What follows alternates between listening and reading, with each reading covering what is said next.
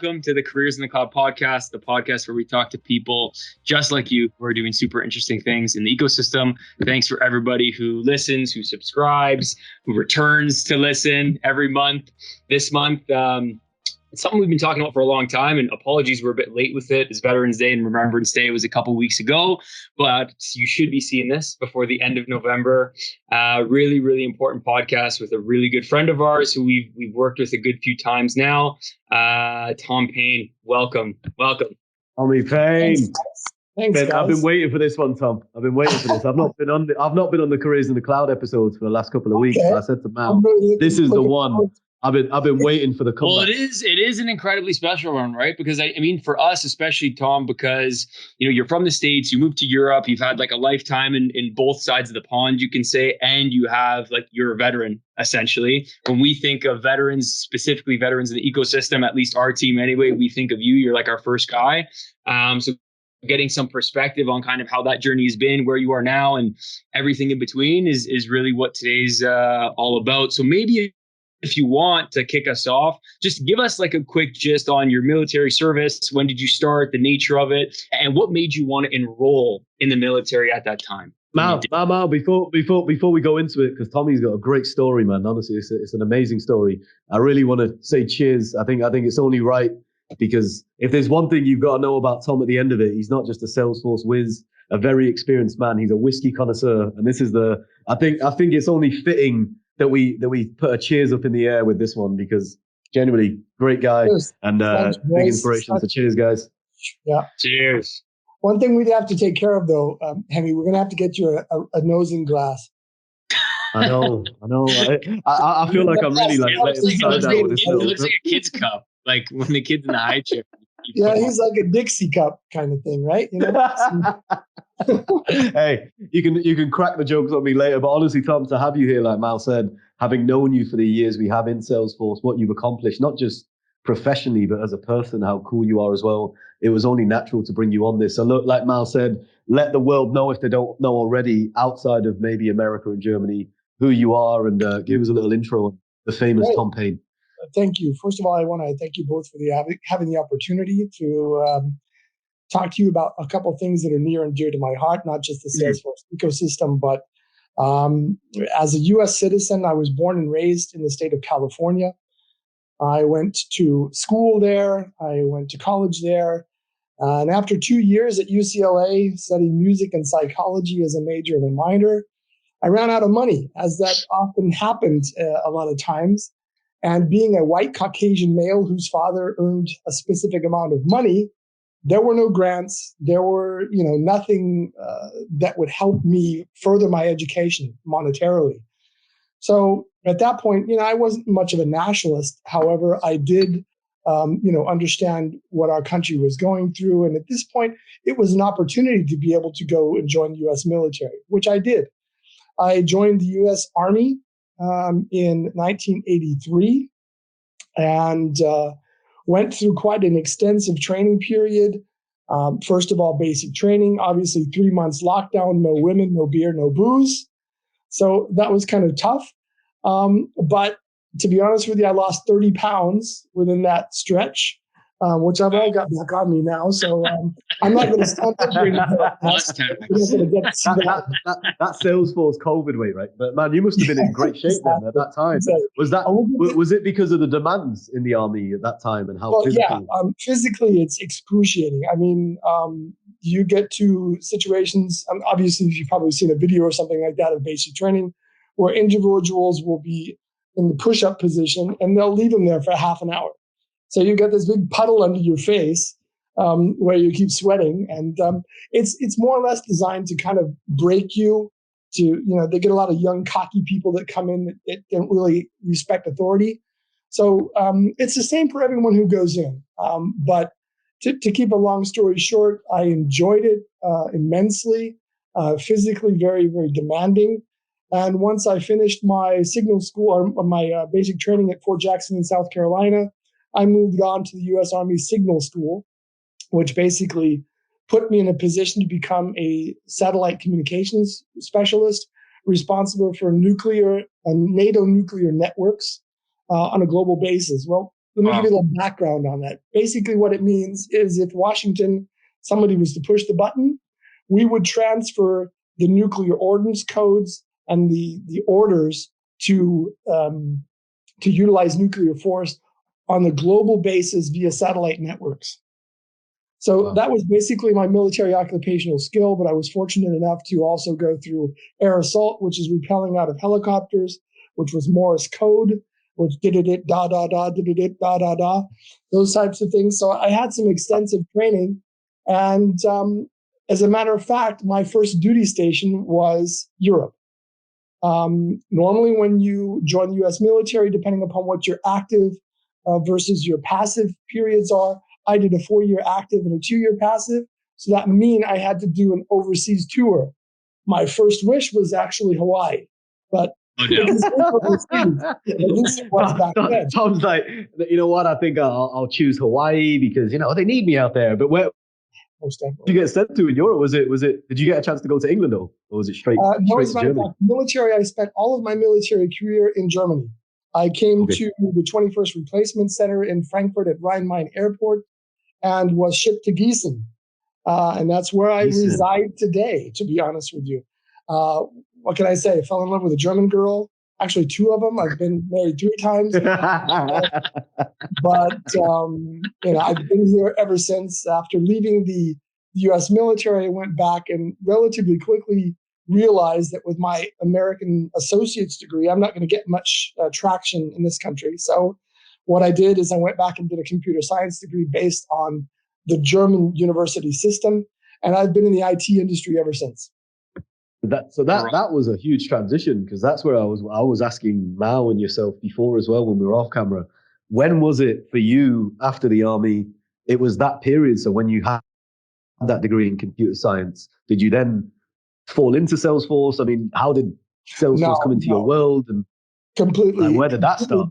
Completely different. I started out programming, which is writing code on the IBM platforms, which was basically the System 36, the System 38, the AS400, and then ultimately the I-Series. So I was writing COBOL, CL, RPG, those types of development tools, basically creating applications for the logistics industry when I began. Relatively quickly, as you guys know, I'm kind of a rhetorical person. I get involved and I like to speak and I like to get involved with individuals. So I kind of got by the past of wanting to have a dialogue with a monitor, on a specific daily basis. I needed the interaction with people. So I moved relatively quickly into a system administrative role for the house bank of Karstadt, which is the largest German department store, if you will. Yep. And I was running and responsible for their IBM AS400 systems at their headquarters in Germany. So I apologize for the No, don't worry, mate. We're live. Don't worry. Just the old AS400 system. No worries. Tom's still programming the COBOL. Out of the ground and saying hello. That's okay. That's how Tom communicates with his clients now in Morse code. But I mean, was it a huge, culturally, professionally, was it a huge change? Like going from what you went from and your background in the States to being now in Germany, completely different profession. How did it feel like in that first couple of years for you? Was there times where you wanted to go back to the States and just be like, I want a chili cheese dog, I'm out of here, man? Well, to be perfectly frank about it, when I left the U.S. military, I was also involved in a divorce. So, having the advantage to stay in country rather than deal with that situation on a daily basis, that was kind of the easy route. But I did go back and make sure that everything was taken care of in that period. And in the meantime, I had found a little German Fräulein, which I was kind of sweet on. So I said, well, let's go back. Let's see what happens. Sure. Tom didn't waste any time, dude. He literally just went, you know what? New country, new job. I'm starting fresh. The thing is, there's a lot of veterans who, I mean, there's obviously like different levels to, you know, what someone would have experienced, right? Everyone's experience in the military, I would imagine, is very different depending on your position, what you go through and all of this. But a lot of people who they finish in the military and they find it, like from what I've heard and what I've done research on, they find it a bit tough to kind of get back into being just a normal citizen. And like, not only that, but also utilizing the skills that they've learned and using that as like selling points to get a job that's like definitely far outside the military, but like learning how to sort of transfer those skills into something that is in the future going to help them sort of build a life in something completely different, right? So I think not only you doing that, it's one thing to go back home and then do it in the States where you've grown up and like, you know, the system, you're obviously comfortable, but to go to a place that, I mean, you spent a good number of years there, but it's still relatively new in comparison to your life back home. You finish in the military, you go to Germany, and now you're starting fresh here, right? Yeah. Not sure if you even learned the language at that point or anything like this, but that's a big transition, man. It's tough for a lot of people. Most definitely. I made it a point when I was stationed here to live on the economy, is what you would say. You wouldn't live on the place, you wouldn't live on the post, you wouldn't live in American housing. So I was out in a small town. Nice. My landlord was German. And I made it a point to initially go out and get a German English dictionary and try to create a vocabulary of about 100 to 200 words. Sure. And then this is where this comes in. Yeah. Actually, that's how Tom made friends. Sure. I would have you're fluent in German. I would have 2 drinks, go to the bar, and lose all the inhibition about speaking it wrong. I mean, they'd laugh there. I agree with this approach 100%. Honestly, you got to bathe in the language. Yes. Were you the only like at that time, Tom, in Germany? Because now what we're seeing, if we talk about like tech, Salesforce, a lot more internationals now coming into Germany. What was it like at that time back then? Like, were you the odd one out? Were you the guy at the party where everyone was like, "There's the American guy"? Well, quite frankly, I was one of maybe 2 or 3 individuals that I knew within my space that actually had exited the military and did not go to work for AFES or did not go to work for the PX. You know, I considered my college degree to be a jump off point. Yeah. And I'm kind of, if you will, a little bit aggressive as to what I want to do and where I want to get to. And those are the things that gave me the drive to actually say, you know, hey, you've got enough language skills. You're not stupid, if you will. So the worst thing you can do is fail. Right? So, and if that's the case, then just go do it, right? Just like you would just say the old Nike saying, just do it, right? And that's what I did. So awesome. Now on that too, when we're looking at transitioning back, and like you said, right, like some people have it in them, like you did, where you're driven and you're kind of you have the goal and you're gonna hit it, right? Other people do need a little bit of help, which is still completely fine. What programs do you feel are still maybe missing for veterans returning home? And if there's any particular programs that you've been a part of or you've been able to sort of support, maybe tell us a bit about that. Yeah, currently Trailhead Military is something that's really, really moving forward. There is a lot of activity around that in the United States, training soldiers who are transitioning out of the military, their spouses. Incidentally, I had a wonderful conversation with a young lady who's now working for my company, who's a military wife. Her husband flies fighter pilots. They just recently moved from Florida to Utah, and she and I are now working on setting up the Veterans Employee Resource Group within our company. I just touched base with her today, and we're going to initiate that and move forward. We have presence in the United States. We have a presence in the UK, and now I'm taking it upon myself to actually create a presence in German-speaking Europe as well. So that's huge. How much is out there, Tom? Like for someone like me who's a little bit not naive to it, but obviously sees, especially coming from England, the struggles that people from the military have gone through to get back into the working world and just normality, right? and just mentally getting the support. Like, what else do you think, not just Salesforce, but what else could be done to help people? Well, it's obvious. It's about respecting those individuals who put their life on the line for their country. Whether that happened or not is irregardless. At the time you sign that dotted line in the military, you're willing to write a blank check, payment in the total of your life for your country. And that's something that's very important. And not a lot of people do that, specifically today.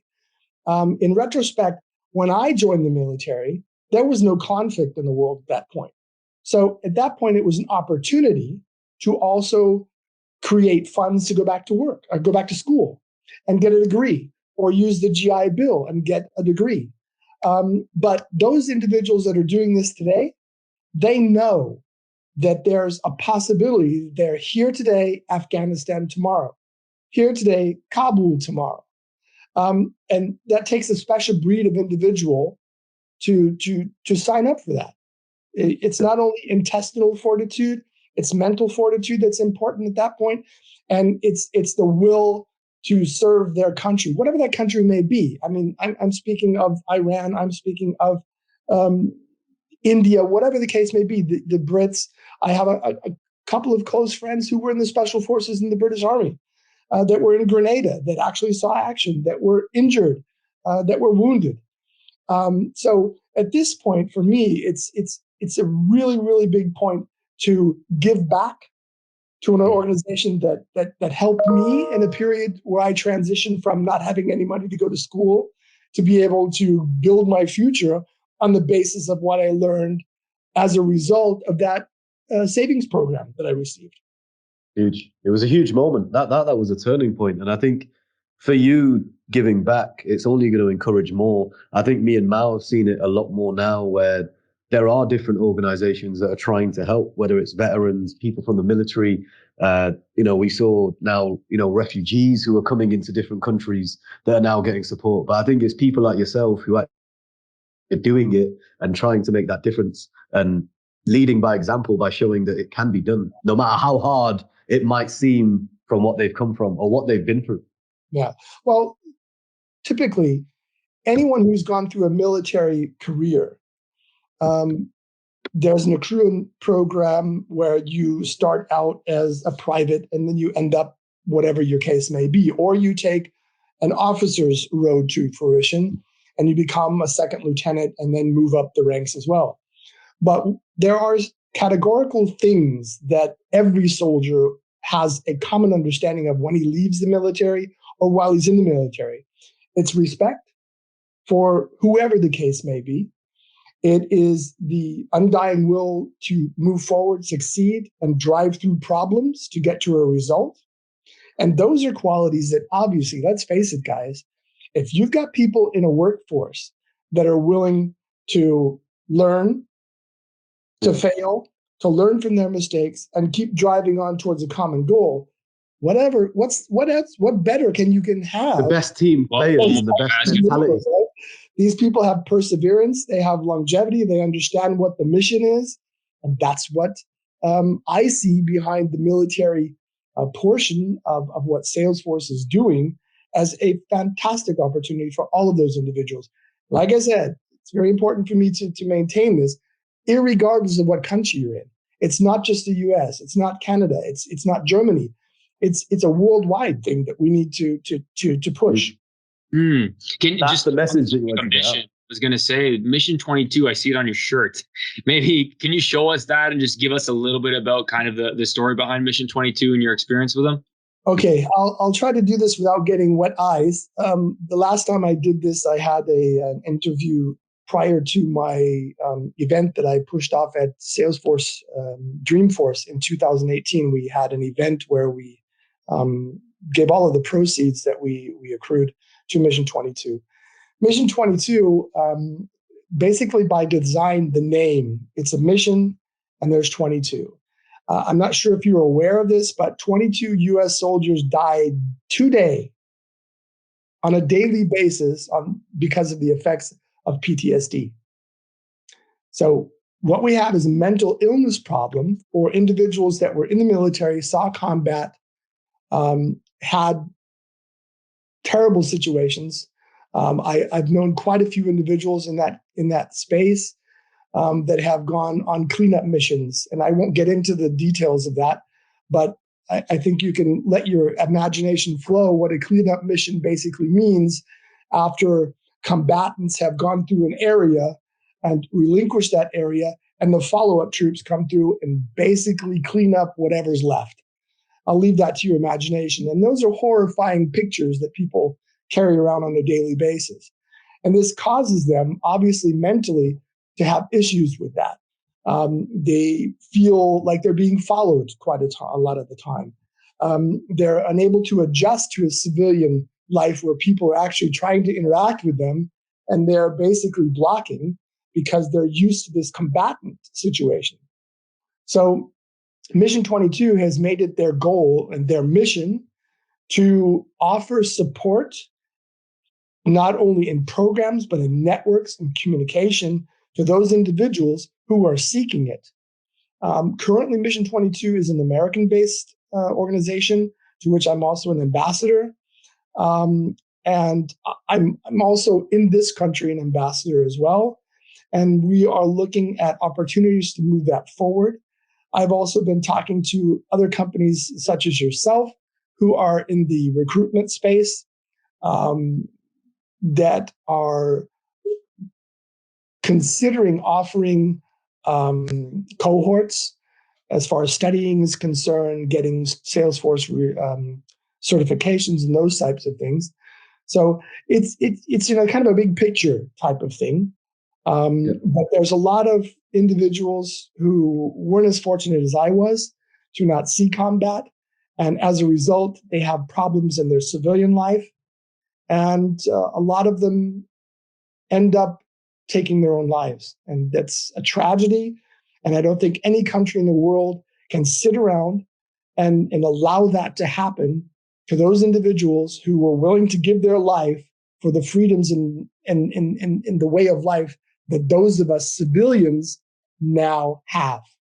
Do you think more people, Tom, I wanted to ask you, because with mental health, you've seen maybe that it's now more of a talking subject, right? So it's now come from being a taboo. And if you have PTSD or mental health, you can't work sanely in a workplace, or someone will stigmatize you. Whereas now we can, as men, even talk about it, as men who kept it in, especially ex-veteran soldiers who are taught a certain discipline to not show emotion and to be so in tune with never revealing how they're truly feeling. How far do you think we have to go with that in general, in terms of actually supporting, not just talking about it, but getting to a position where people have things in place to actually get the support they need before it gets to that?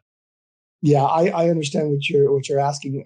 I think we are worlds apart from when Vietnam happened. Let's face it; those individuals that went to Vietnam. I'm not saying it was all of them, but there were some bad sheep.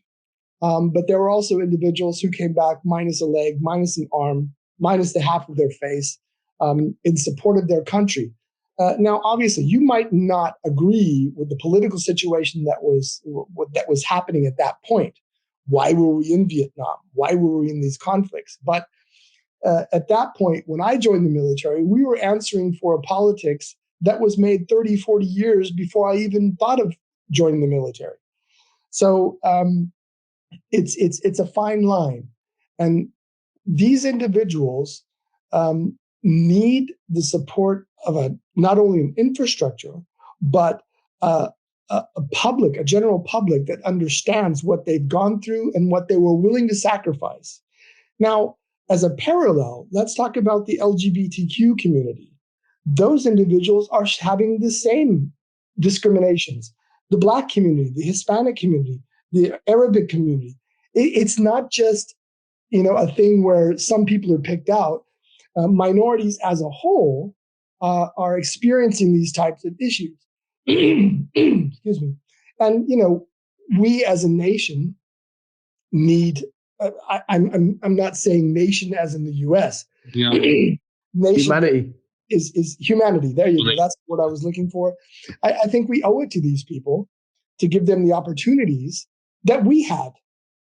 And they'll excel because you're the prime example of someone who can do that transition and also take a level that you go to in terms of being better than so many. I mean, I know we don't want to keep it just about Salesforce, but knowing you and what you've achieved within Salesforce, you look at what you've done and where you've come from to others that may have had a better start or may have been able to get into tech quicker.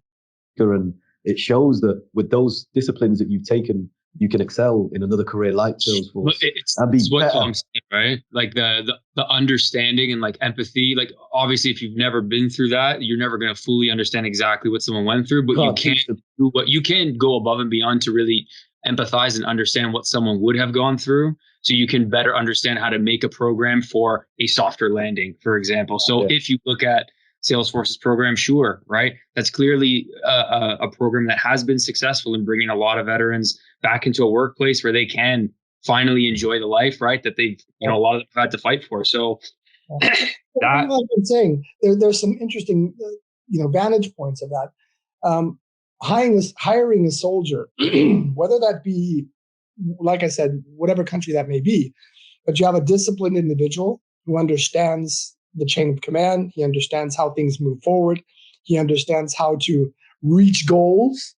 And that's, for me, that's paramount in the business that we're in today, that individuals know how to get from one place to the other on a professional level. You asked a bit back about the numbers of individuals that I've come across. I know currently we are working with about 25 to 30 cohorts individuals at my company. I know there are also things going off in the UK. So I think what we're now seeing, and this is going back to what you asked, Hemi, the visibility of these types of situations, the visibilities of helpful organizations, the visibility of people wanting to assist those individuals. I think we've come quite a long way since the conflicts of Vietnam, the conflicts of Grenada. And I think my personal opinion is the other things that we have, LGBTQ communities, the Hispanics, the Blacks, those things are all moving us. They're all helping the trajectory moving forward. Sure. So at this point, in my opinion, it would be a combined effort to help these individuals to get where they need to be. And obviously, we're talking about some really, really good people with intestinal fortitude, if you will. They know how to get things done, and all they really need is a chance. And obviously, if they are having these mental health issues, there are organizations like Mission 22 will ensure that they have psychologists to speak to. They have a support network that can help them. They offer their time. And I think that's a very therapeutic thing for them, as well as the Salesforce ecosystem is built on a therapeutic system of giving back. We all know that those individuals can give 10% of their time back to the communities and nonprofits and those types of things. And I think this is an avenue which allows military or ex-military to understand, hey, that what I'm doing really means something, right? In the face of the greater good, if you will. Right. And that's something that I would imagine, especially after doing what you've done, is what you need to feel, right? To like feel fulfilled going forward. So before we close this off, I want to kind of put this out there. Anyone who's kind of in that space or coming from that space where they're moving back into, being a civilian again, and maybe they're looking on here or they're watching this as far as potential options, can they reach out to you, or whether it's on LinkedIn or email or something like that? Is that cool? Any day, anytime, day or night. Awesome, man. Thank you. For those types of communications, I'm 24/7. So awesome, man. I want to maybe just one more time, like just all raise our glasses to you and like everyone else who's kind of, gone on to fight for their country, or at least, do that kind of work, right? To keep people like me and Hemi, like keep us safe. It really does mean a lot. And thank you to you, Tom. And thank you to all the other veterans out there, whether you're watching or whether you're not. Thank you. Cheers, guys. Well, I appreciate the opportunity to be able to speak to you. And one thing in closing, it's very important that we as the human race understand that these individuals are willing to lay down their lives so that we can be free, have the choices that the opportunity to make the choices we want, And we owe a huge debt of gratitude, and we have a responsibility to these individuals to help them transition back into a normal lifetime, if you will. So I appreciate the time. And I hope, like Mal said, anyone watching this, given our audience now has gone global, will take a little bit of inspiration in maybe their darkest of days when they may not be feeling so motivated. And you know what? They can see there's examples out there. And let's continue. And like you said, Tom, the more we have these conversations, the more we actually do something about it, humanity and the world will be a better place. And it's a long way to go. I know, let's not fool ourselves. There's still a battle, but this one is something that I think we can accomplish together and everyone can win out, right? And that's the whole point of it. I agree. But mate, honestly, thank you so much. I've been waiting for this. Mal has, you're a great guy, amazing person to know. And our relationship, I know, will keep going forward and we'll do as much as we can to continue the support. But appreciate it, mate. And let's drink on that. Yeah, I was going to say, Slam. Thank you all.